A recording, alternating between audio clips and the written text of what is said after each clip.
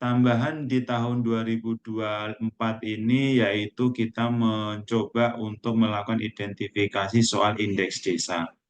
Indeks desa yang melihat dari 4 bidang, yaitu bidang pemerintahan, pembangunan, pemberdayaan kemasyarakatan, yaitu ada penambahan tentang tata kelola pemerintahan. Jadi ke depannya, tahun 2025 implementasinya, itu nanti kita akan melakukan identifikasi 5 bidang tadi itu, Bapak Ibu. Jadi harapannya, harapannya adalah dengan adanya indeks desa ini ada satu pemahaman yang sama dan data dikumpulkan satu kali tapi memberikan manfaat kepada lintas KL yang lainnya sehingga apa memberikan kesimpulan apakah organisasi lembaga desa itu sudah cukup adanya kasih 2 kasih atau 3 jadi di situ akan mengukur ke arah mensupport dari Prodeskel Bapak Ibu itu harapan kami di hasil diskusi sebanyak 27 kali pertemuan yang membahas tentang indeks desa. Pembahasan ini sudah berbicara tentang lintas sektor, yaitu kita berbicara tentang diskusinya bersama Sekretariat Kabinet, terus Kemenko PMK, Kementerian Desa, Kementerian Dalam Negeri, Bappenas, dan BPS. Jadi kita sudah di level kementerian sudah satu pemahaman satu. Yang kedua, Bapak Ibu, ada pemahaman yang lain bahwasanya adalah pembangunan desa itu memang memerlukan data. Lah, tahun 2024, Kementerian Bappenas sudah mengeluarkan surat kepada seluruh Bapeda, baik provinsi maupun kabupaten, capaian RPJP tahun 2025 dan tahun 2000 sampai 2045 itu sudah ada target-targetnya. Targetnya adalah memandirikan kemandirian desa. Jadi ada poin itulah yang menjadi fokus negara untuk membahas tentang kemandirian desa. Makanya indeks desa dengan konsepnya yaitu konsep pemberdayaan dimulai diinput oleh desa, didampingi oleh pendamping lokal desa, dan nantinya adalah peran BPS akan ada Bapak Ibu. Terus selanjutnya di level kecamatan nanti juga ada, yaitu di level camat, PD, dan dari BPS. Dan di level kabupaten ada juga perannya, yaitu ditambahkan, yaitu dari BPS. Saya kelewatan di level desa tahun ini kita meminta persetujuan atau mengetahui bersama juga dari BPD. Jadi pengesahannya itu sekarang di tahun 2024 kepala desa, BPD sama PLD. Jadi kita sama-sama mengimplementasinya. Kenapa kok harus ada PLD, BPD?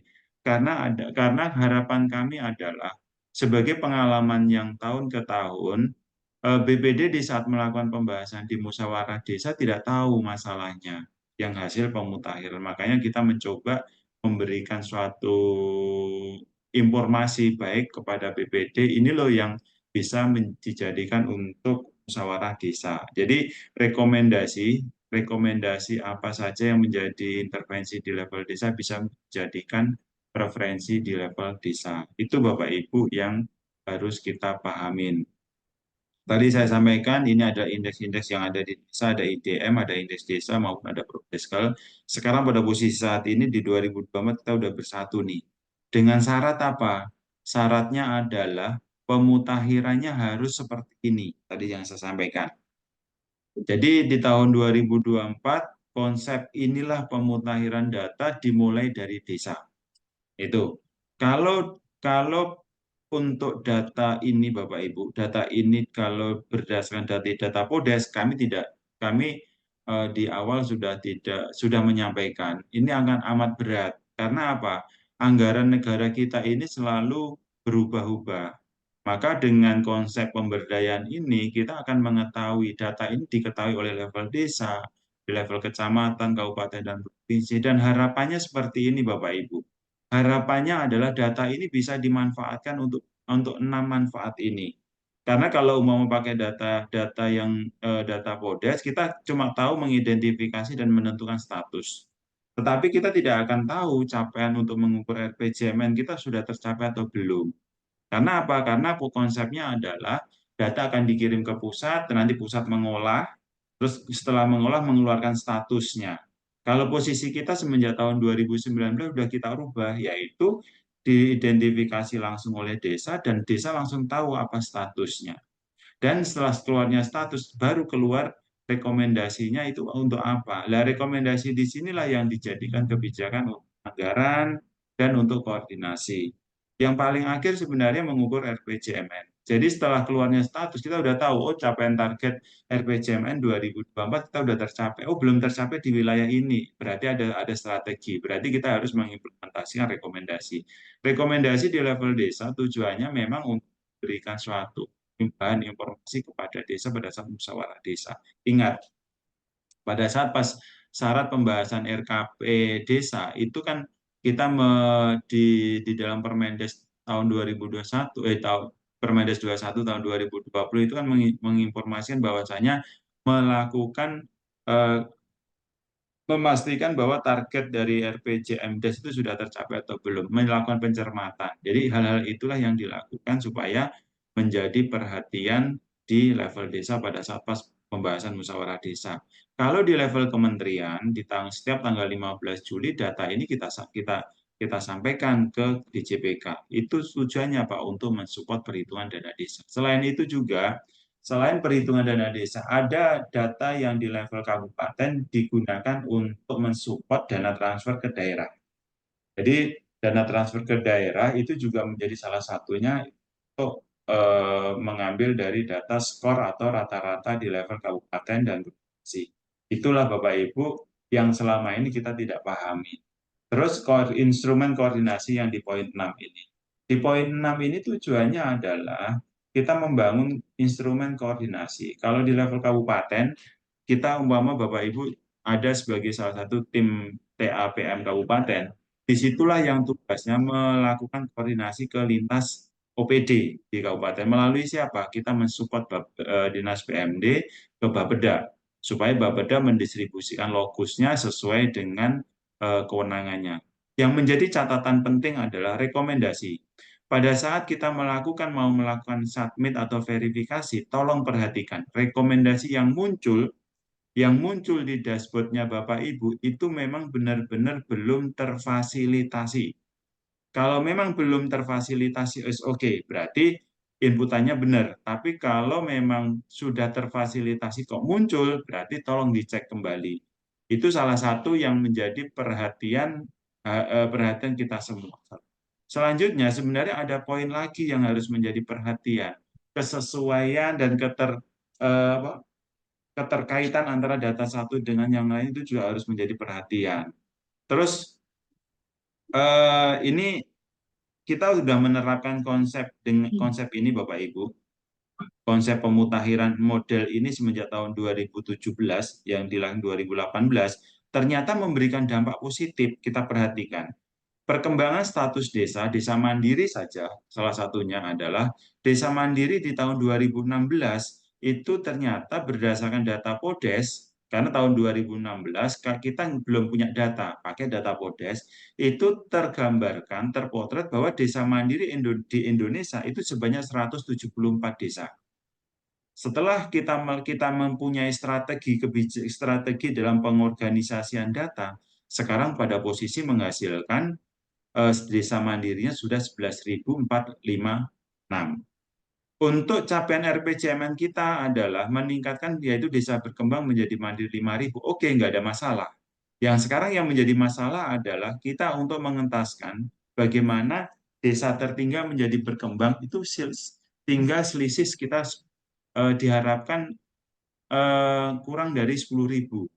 Karena target ini masih ada 11.900. Jadi realisasi dari tahap 2023 masih, makanya dari Dijen PDP mengeluarkan surat tuh kepada BPSDM untuk meminta seluruh TPP tenaga pendamping profesional untuk melakukan pendampingan dan melakukan penginputan secara benar-benar sesuai dengan realitasnya di lapangan. Harapannya bisa mendorong atau menurunkan jumlah dari desa tertinggal dan sangat tertinggal menjadi lebih sedikit kita harapkan kurang dari 10.000. Itu adalah targetnya supaya 2024 tercapai. Selain itu, bagi desa-desa yang menerima alokasi afirmasi seharusnya itu fokus kepada kemandirian desa sama menurunkan angka kemiskinan. Karena bagi desa yang menerima alokasi afirmasi, yang desa tertinggal mendapatkan 105 dan yang sangat tertinggal mendapatkan 156 juta, itu harus fokus kepada kemandirian desa sama menurunkan angka kemiskinan. Itu poin-poin yang menjadi perhatian. Tuh. Jadi Bapak Ibu, setiap tanggal 15 Juli data kita sampaikan ke DJPK dan sudah terbit Kepmendes tentang hasil pemutakhiran, mau dan tidak mau kita harus melaksanakan itu. Karena di level kementerian itu sudah disiplin, kalau ditargetkan tanggal 15 Juli, kita nggak bisa molor. Maka pengambilan data, penarikan data di sistem websitenya idem.kemendesa.go.id itu harus kita lakukan. Sebagai informasi kedua, Bapak Ibu, di sini saya sampaikan bahwasanya pada posisi saat ini masih websitenya idm.kemendesa.go.id. Dan kedepannya setelah regulasi yaitu Permendes tentang indeks desa yaitu mencabut dari Permendes 2 tahun 2016 yaitu tentang IDM, maka nanti secara otomatis sistem akan kita sesuaikan. Kapan itu? Setelah Permendes terbit dan disahkan, maka di website ini akan kita ubah menjadi id.kemendesa.go.id. Kenapa? Kenapa indeks desa harus kita yang melaksanakan, Bapak Ibu? Ini merupakan identitas dari Kementerian Desa. Identitas Kementerian Desa yaitu data tentang evaluasi perkembangan status desa. Itu penting itu. Yang kedua adalah evaluasi tentang kawasan. Itu penting. Terus evaluasi tentang daerah tertinggal, tentang transmigrasi, tentang BUMDes. Itulah produk-produk yang harus kita emban dan kita kuasai, Bapak Ibu. Karena apa? Itulah identitas hasil kinerjanya dari pendamping desa. Kami selalu menyuarakan bahwasanya keberhasilan Kementerian Desa itu karena kerjasama yang sangat solid yang telah dilakukan oleh pendamping desa. TPP merupakan effort yang sangat luar biasa yang dimiliki oleh Kementerian Desa, makanya di dalam setiap pendataan pasti berhasil. Kita masih ingat pada tahun 2020 dengan adanya COVID, kita mendistribusikan kebijakan dari pusat ke sampai desa itu dimonitor dengan baik dan alhamdulillah kita sampai mengawal tentang BLTDD dan di situ walaupun ada pro kontra, ada yang double penerima, tetapi itu lebih sedikit urgent errornya. Jadi hal-hal itulah yang perlu kita garis bawahi. Pendamping memiliki effort yang sangat luar biasa di dalam melakukan pendampingan dalam pemutakhiran data. Jadi keberhasilan ini Bapak Ibu, keberhasilan dalam melakukan pemutakhiran data di sini itu merupakan hasil kolaborasi bersama antara pendamping desa, TPP, dengan pemerintah. Makanya di dalam kita sekarang sedang mendorong bagaimana membangun kesadaran birokrasi. Kesadaran birokrasi harus perlu kita dorong Bapak Ibu. Tetapi alhamdulillah di tahun 2024 dengan adanya surat dari Bappenas itu juga salah satu memperingan kinerja kita. Kenapa? Karena pemerintah daerah sudah mulai sadar pentingnya pemutakhiran data ini untuk kinerja pemerintah daerah juga. Itulah yang masuk di dalam penilaian pemerintah daerah dan pemerintah desa. Itu karena siapa? Itu karena kita melakukan pendampingan dengan benar. Selanjutnya adalah kita melakukan, memaksimalkan di dalam penginputannya harus sesuai dengan kondisi di lapangan. Itu poin-poin yang harus kita perhatikan. Bapak Ibu, ini sebaran status perkembangan desa tahun 2022 tahun 2023 Sulawesi mana ini? Tenggara. Tenggara. Oh, Sulawesi Tenggara contoh. Jumlah desanya adalah 109,08. Tahun 2023 desa mandirinya 16, Pak. 16. kita cek dana desa yang turun ke sana berapa miliar. Gitu. Ini harus menjadi concern Bapak Ibu.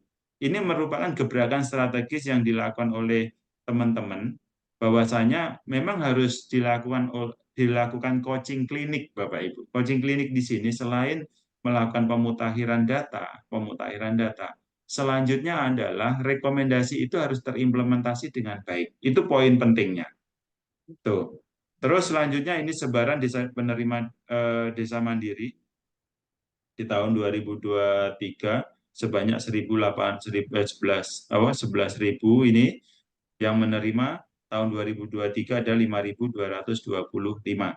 Itu Bapak Ibu. Ini sinergi programnya. Bapak Ibu fokusnya kemana, sinergi program dengan pemerintah daerah, nanti rekomendasinya inilah yang harus, rekomendasi ini Bapak Ibu yang menjadi perhatian.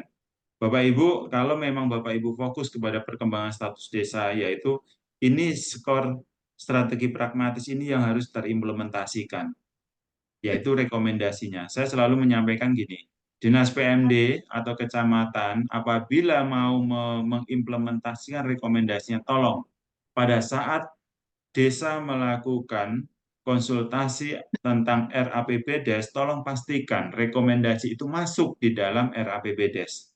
Supaya apa? Supaya kegiatan desa untuk meningkatkan status desa itu bisa terukur. Itu satu. Yang kedua, fokus kepada potensi dan sumber dayanya. Kalau potensinya sudah ada, sumber dayanya ada, sehingga tujuannya sama, yaitu untuk peningkatan perkembangan status desa. Ini adalah yang bisa dilakukan Bapak Ibu rancangannya. Tadi saya sampaikan RKP, yaitu hasil evaluasinya, evaluasi tentang data-data di desa itu dievaluasi, dilakukan pencermatan, penyelarasan rencana kegiatan, sehingga apa? Bapak Ibu dalam melakukan penyusunan RKP, terus kemudian RAPBDes itu udah enak tuh berdasarkan data. Kan melakukan pencermatan, mencermatin janji politiknya kepala desa sudah tercapai atau belum. Itu satu. Yang kedua, hasil pencermatan atau hasil identifikasi tentang desa sudah tercapai atau belum. Mana yang belum tercapai? Bapak Ibu, saya sampaikan. Ini adalah ini. Ini adalah tool yang bisa menjadi acuan panduan kita wilayah mana yang belum terfasilitasi berada di desa kita. Contoh Bapak Ibu. Di Kabupaten Konawe, untuk waktu tempuh ke prasarana kesehatan, oke, nggak ada masalah. Umpaman nggak ada masalah nih, contoh kayak gini Bapak Ibu. Contoh, ini sementara belum saya edit nih Bapak Ibu. Ini salah satu contoh adalah rekapnya di level kabupaten. Di Kabupaten Blora, oh ternyata sarana kesehatan di sana itu sudah terjangkau, sudah aman. Tetapi masih ada PR. PR-nya di mana? Ketersediaan tenaga kesehatannya yang masih harus difokuskan. Di sini apa yang harus kita lakukan? Yang harus kita lakukan adalah berkoordinasi dengan pemerintah daerah, yaitu Dinas Kesehatan. Nanti Dinas Kesehatan akan berkoordinasi dengan Puskesmas. Terus yang desa kewenangannya apa? Desa cukup seperti ini Bapak Ibu. Nih, contoh desa. Desa dapat menganggarkan untuk melakukan kegiatan sarana transportasi untuk menjemput dokter agar desa terlayani kesehatannya bagi desa yang belum memiliki akses layanan kesehatan. Sehingga apa? Masyarakat di desa walaupun tidak ada dokter nakes yang tinggal di desa tetapi tetap mendapatkan pelayanan secara periodik dari puskesmas. Jadi kita bisa mengantar jemput nih tenaga kesehatan, dokter, bidan atau perawat. SPJ-nya gimana? Beli bensin, Pak. Terus selain itu, biaya untuk 3%-nya dipakai untuk apa? Untuk biaya makan minumnya, untuk menjamu dokter. Supaya para dokter ini yang memberikan layanan ke desa itu nyaman, Pak. Nggak kelaparan. Minimal seperti itu.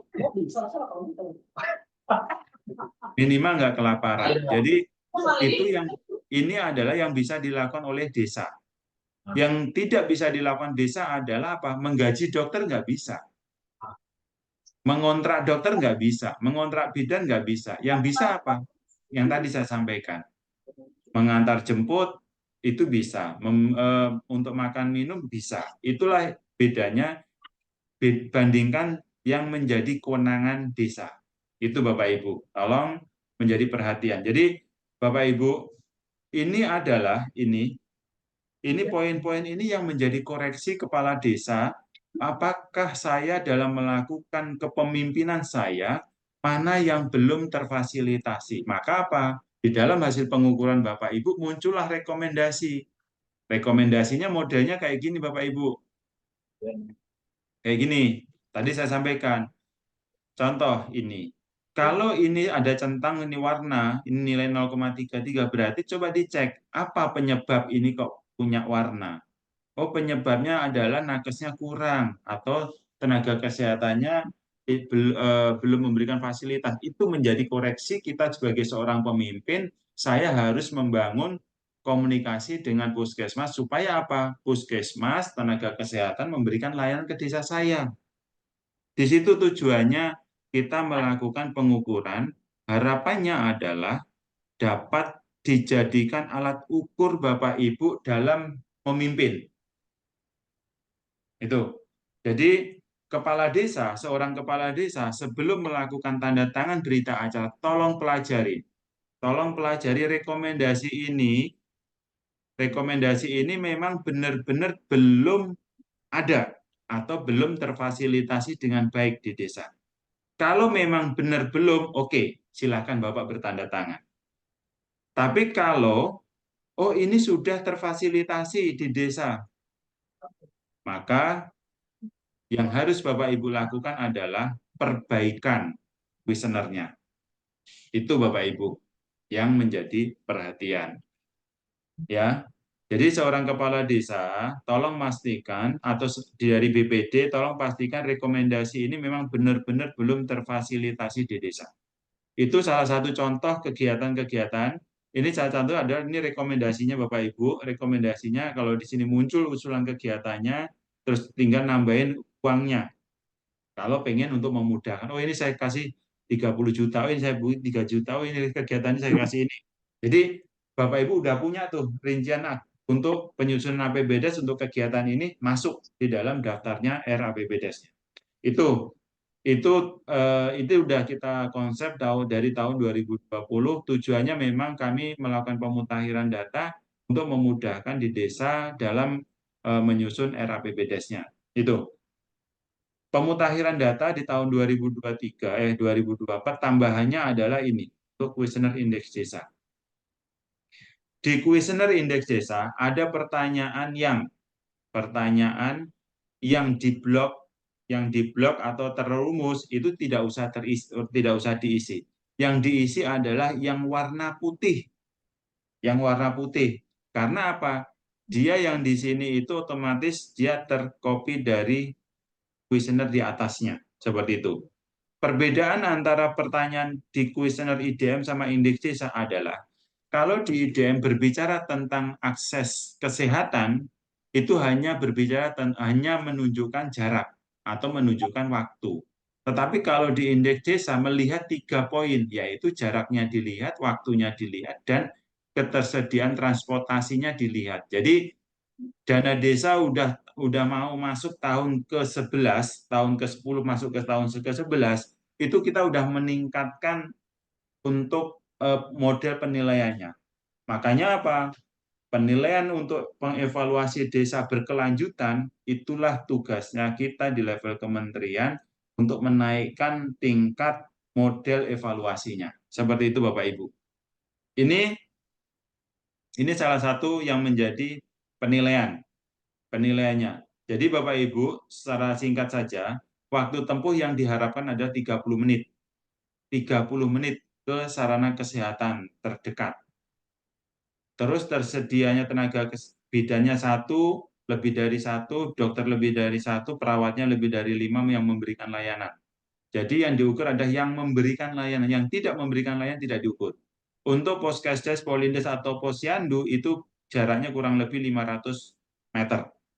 Untuk aktivitas posyandu, aktivitasnya satu posyandu satu kali kegiatan. BPJS yang diharapkan di sini adalah yaitu 75% warga desa itu sudah ikut kepesertaan BPJS. Untuk jarak tadi saya sampaikan, untuk berbicara tentang akses ke sekolah dasar, kalau di IDM itu hanya berbicara tentang jaraknya saja yang dilihat, tetapi kalau indeks desa sudah melihat tiga tadi, jarak, waktu, sama ketersediaan transportasi. Itu Bapak Ibu tambahan yang menjadi perhatian. Terus kemudian tingkat kepesertaan untuk buta aksara, PAUD, PKBM, inilah yang untuk di ketahanan sosial yang menjadi penilaian. Bapak Ibu sebagai kepala desa, dengan adanya model tool indikator ini memudahkan Bapak Ibu mengontrol. Saya selama menjadi pemimpin, ternyata yang belum terfasilitasi dengan baik di wilayah ini. Itulah yang menjadi fokus untuk perbaikan dalam penyusunan RAPBDes. Itu Bu, Bapak Ibu. Jadi ini memudahkan Bapak Ibu sebagai pemimpin, kontrolnya aktivitas apa yang harus saya lakukan, harus fokuskan ke tahun berikutnya. Makanya apa? Pengukuran ini dimulai dari Januari sampai Juni, supaya di bulan Juli data Bapak Ibu bisa dipakai untuk kebijakan perencanaan penganggaran. Itu Bapak Ibu. Terus selanjutnya adalah, ini di level, ini masih di indeks di IDM. Ini contoh-contoh masih sama, tidak berubah Bapak Ibu. Kalau di indeks desa Bapak Ibu, ini yang dilihat ini ketersediaan kemudahan akses ini yang dilihat semuanya. Nih. Di dalam kuesioner yang sudah kita tampilkan, yang kita tampilkan dalam satu tampilan set baik indeks desa maupun IDM, itu sudah kita ramu jadi satu supaya Bapak Ibu nggak bingung mana kuesionernya indeks desa, mana kuesionernya IDM. Kalau indeks desa berada di paling bawah. Untuk indeks desa tahun ini belum kami keluarkan skor sama statusnya. Kenapa? Kami harus membuat model supaya hasil dari indeks desa ini hasilnya sama dengan IDM. Supaya Bapak Ibu tahun 2025 tidak mengalami perbedaan yang terlalu banyak. Itu sudah diantisipasi di level kementerian untuk menghindari hal tersebut. Itu Bapak Ibu yang menjadi perhatian. Poin penting, dana desanya Bapak Ibu naik turun, coba diperhatikan. Dana desa naik turun, dana desa itu dibentuk empat alokasi dasar, formula, afirmasi, dan kinerja. IDM, itu adanya IDM ini dipakai semenjak tahun 2018 sampai tahun 2000 sekarang ini. 2018-2019 hanya fokus pada afirmasi, yaitu bagi yang status tertinggal dan sangat tertinggal. Akhirnya banyak desa yang enggan tidak mau naik status. Makanya apa? Di tahun 2020 muncullah kebijakan tentang alokasi kinerja. Tujuannya adalah mengakomodir bagi desa yang statusnya berkembang maju dan mandiri, harapannya bisa mendapatkan alokasi kinerja. Pada tahun 2020-2021 itu masih sekitar 1% atau 1,5%, dan sekarang sudah terbalik. Yang alokasi afirmasi 1%, yang alokasi kinerja sudah 4%. Kita mendorong bagaimana jumlah desa yang berkinerja baik sudah banyak, ini sudah kita naikkan supaya alokasi kinerjanya semakin banyak. Alokasi dasar, coba dicek Bapak Ibu, alokasi dasar jumlah penduduknya Bapak Ibu berapa pada posisi saat ini? Kalau jumlah penduduknya Bapak Ibu berkisar antara 1.501 sampai 3.000, maka alokasi dasarnya Bapak Ibu menerima 602 juta. Kalau jumlah penduduknya Bapak Ibu lebih dari 3.500, tetapi yang tercatat di alokasi dasarnya Bapak Ibu menerima 602 juta, berarti yang harus dilakukan adalah rekam EKTP-nya. Jadi kerjasama dengan Dukcapil untuk melakukan rekam EKTP. Karena apa? Alokasi dasar sumber datanya dari datanya Dukcapil. Dari data Dukcapil. Itu tolong dicek kembali alokasi dasarnya desanya Bapak Ibu berapa, cocok nggak? Kalau udah cocok, oke, nggak ada masalah. Untuk alokasi formula. Alokasi formula itu ditentukan oleh 4 data, jumlah penduduk, luas wilayah, jumlah penduduk miskin, sama indeks kesulitan geografis. Yang memberikan nilai yang banyak ada jumlah penduduk miskin sama kesulitan geografis. Ini datanya dari BPS, luas wilayah BPS, jumlah penduduk miskin dari datanya P3KE, yaitu Kemenko PMK, terus jumlah penduduk adalah datanya dari Dukcapil. Itu Bapak Ibu. Yang Bapak Ibu apabila telah melakukan perbaikan tentang data kemiskinan ekstrim, itu di sini memberikan informasi kepada jumlah penduduk miskinnya di sini. Itu. Terus alokasi afirmasi. Alokasi afirmasi diperuntukkan bagi desa yang tertinggal dan sangat tertinggal. Yang apabila desa tertinggal dia menerima 105 juta, kalau yang sangat tertinggal menerima 158 juta. Itu.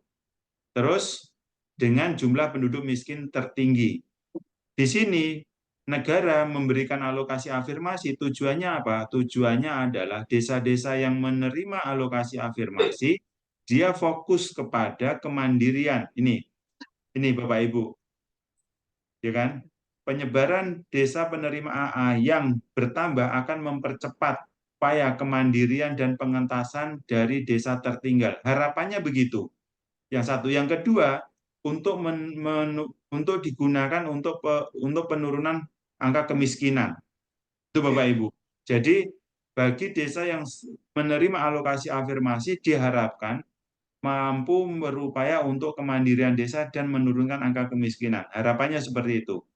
Jadi kalau kepala desa menerima alokasi afirmasi, oh dana desa saya tambah, kok saya bangga dengan status tertinggal sangat tertinggal, tetapi sebenarnya memiliki tugas yang harus dilaksanakan gitu loh. Itu. Terus alokasi kinerja adalah yang statusnya berkembang maju mandiri atau di desa yang tidak menerima alokasi afirmasi.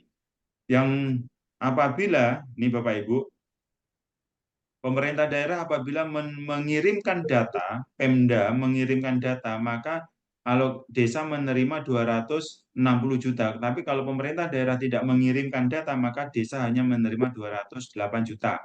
Kapan data ini dikirim? Bulan September. Tolong kebangun komunikasi baik dengan Dinas PMD, supaya pada saat data dibutuhkan, Bapak Ibu bisa mensuplai datanya untuk disampaikan ke Kementerian Keuangan. Itu. Terus penilaiannya, untuk alokasi kinerja yang dinilai oleh kementerian sebanyak 75%, yaitu datanya dari mana? Dari data APBDes. Dari datanya APBDes dilihat dari PADes-nya Bapak Ibu naik atau turun, rasionya.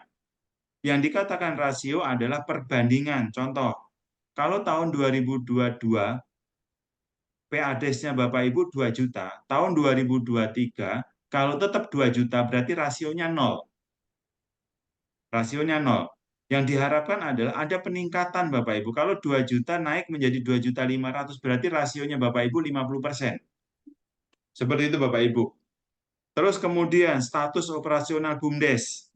BUMDes, Bapak Ibu punya BUMDes enggak? Statusnya apa? Itu juga dilihat. Terus kemudian presentasi anggaran BLT. BLT DD-nya berapa? Tahun 2023. Berarti kalau tahun 2024, tahun 2024-nya berapa persen? Itu dilihat Bapak Ibu. Jadi dilihat dari APBDes-nya. Itu dilihat. Datanya, sumber datanya dari mana? Dari data Unspan, dari datanya Kementerian Desa menyerahkan data dari Monef DD, itu penyusunan APBDes. Terus kemudian data tentang perkembangan status desa, yaitu IDM. Yang dilihat dari apa? Dari nilai skor sama statusnya. Terus kemudian dari jumlah penduduk miskin. Jumlah penduduk miskinnya yang turun-turun itu yang mendapatkan. Itu Bapak Ibu. Itu yang masuk di dalam penilaian di level kementerian. Yang masuk penilaian oleh pemerintah daerah ini, yang di sebelah sini, yaitu pengiriman data APBDes.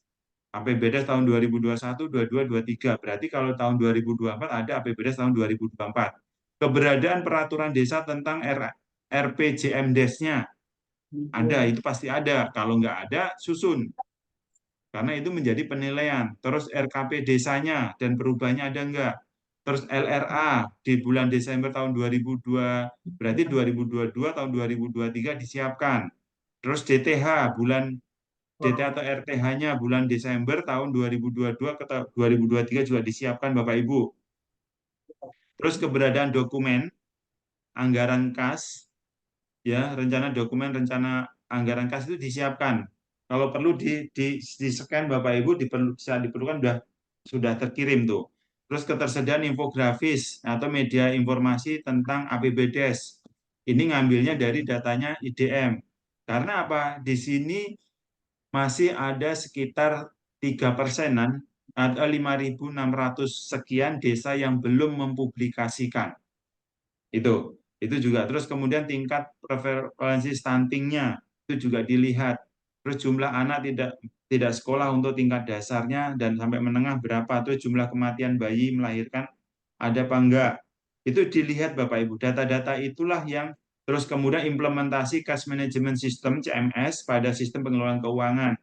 Di wilayah Kabupaten Konawe sudah menerapkan ini atau belum? Terus implementasi Siskuedes online pada pengelolaan keuangan sudah dioperasionalkan atau belum? Inilah yang masuk di dalam penilaian di level Pemda untuk mensupport 25%.